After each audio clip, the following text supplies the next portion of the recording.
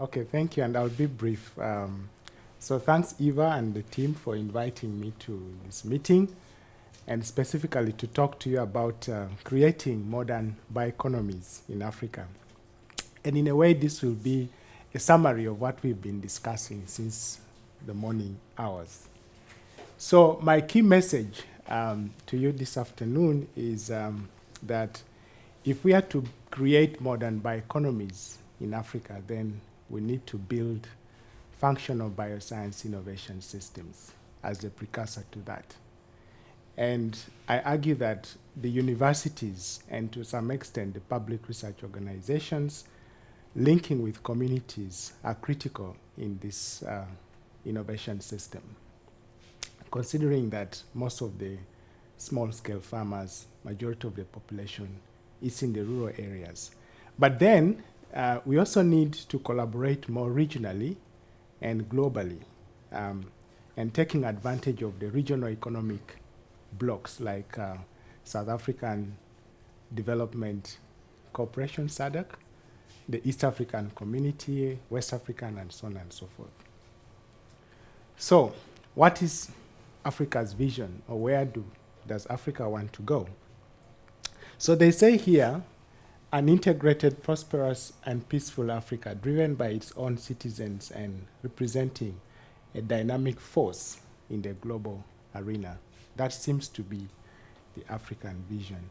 And when you look critically in countries' visions, strategies, and so on, they have one common aspiration, and that is to achieve middle-income country status as soon as possible.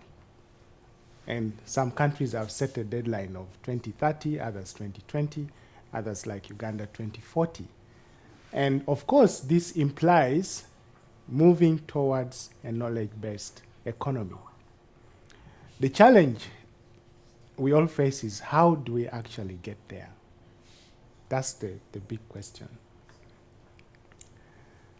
And if you look at Africa today, we have approximately 12 million people entering the labor market every year, and there's a rising middle class.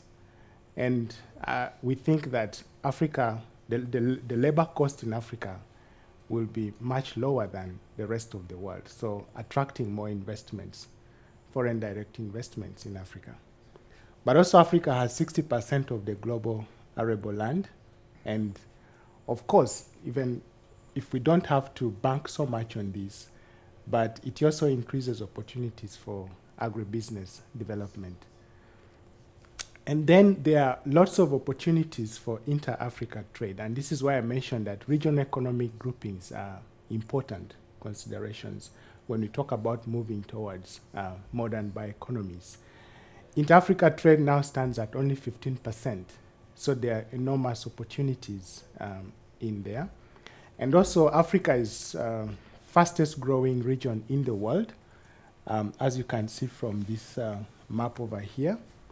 And also very high population growth rates. More than 50% of the people in Africa are less than 15 years of age. So enormous potential. But then the challenge with all this is maintaining higher growth rates, and I think more importantly, making it inclusive and more sustainable in some ways. And this ultimately also means that we should address some of the constraints to agricultural productivity. Lots of things we discussed in the morning, biotic and abiotic stresses and so on and so forth. But also very importantly, we think, is increasing household incomes are critical for eradicating poverty. And what this means is that we have to diversify sources of growth. So far, we've depended so much on the extractive industry, minerals, oil, and so on and so forth, construction, IT. But we have to diversify the sources of growth through value addition, agro-processing, and agribusiness development. And more importantly, making sure that we do it in a sustainable way. Now, so creating modern bioeconomies, I argue, is part of the solution to addressing these challenges. And why? Because Africa has a rich genetic resource base, which presents the raw materials for a bioeconomy.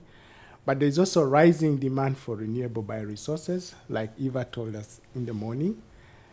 And modern bioscience tools are increasingly available, as we've also seen in the morning.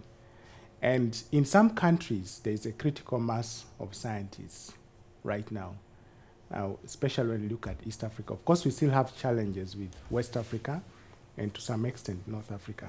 So like Alesta's Juma says, this presents an opportunity for Africa to technologically leapfrog.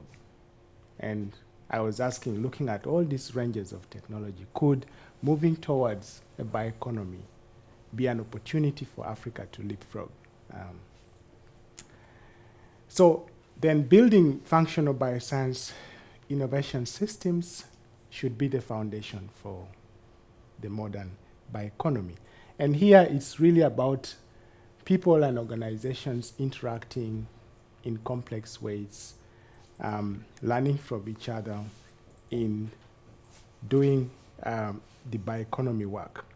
And of course, we have to focus also on some of the instruments, like the institutions that govern those kinds of relationships. If we can make them better and strengthen the interaction between the diverse groups that we have, then I think we'll be having or moving towards more functional bioscience innovation systems. So universities are critical and linking with communities in this process.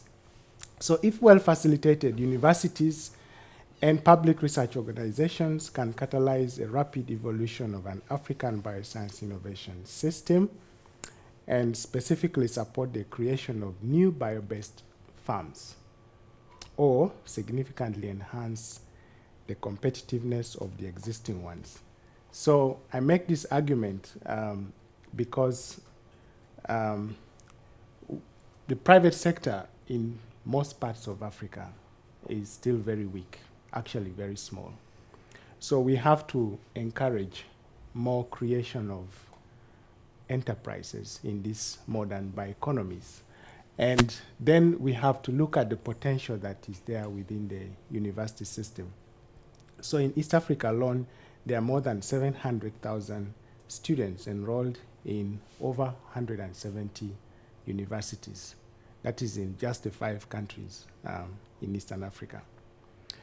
But also, there's need to link this with the community because over 70% of the population reside in the rural areas and primarily engaged in small-scale farming activities. So that university-community linkage, I think, is critical in moving forward, developing bioeconomies. And then regional collaboration is also key. And here there are some interesting initiatives in the region. We have the Biosciences Eastern Central Africa Hub, which is primarily there for capacity building and research in modern biosciences. And I should also mention, we also have SunBio in South Africa and some other initiatives in West and Northern Africa.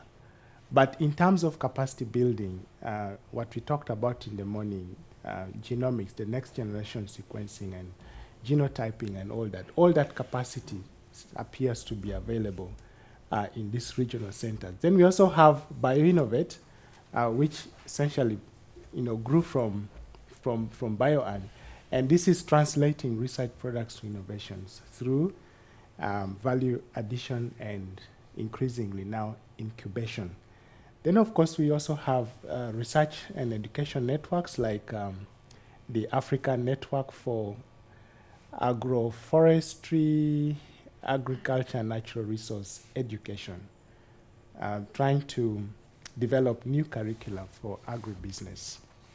And, of course, there are many, many other important initiatives within the region. So the point here is, much as we do things nationally, but there is value added in linking at the regional level.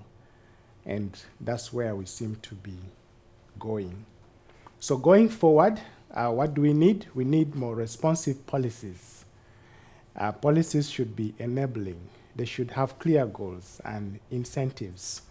And here, would like to argue for need for specific bioeconomy strategies, learning from the initiative that South Africa has taken. And also, many countries actually, if you look at some of the submissions we have and we'll be discussing tomorrow, it's only Africa that appears not to have a bioeconomy strategy, except of course South Africa.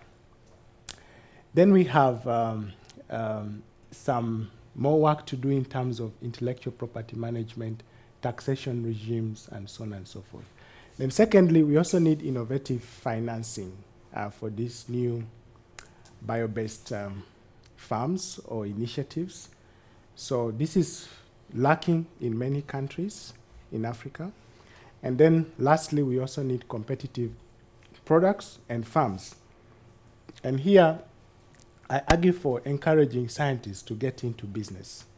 I mentioned before, private sector is in most parts of Africa is very small.